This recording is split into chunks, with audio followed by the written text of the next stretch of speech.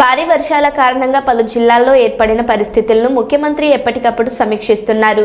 గత 2 రోజులుగా ప్రభుత్వ అధికార యంత్రాంగం వరదల్లో చిక్కుకున్న వారిని క్షేమంగా సురక్షిత ప్రాంతాలకు తరలించే పనిలో ఉంది.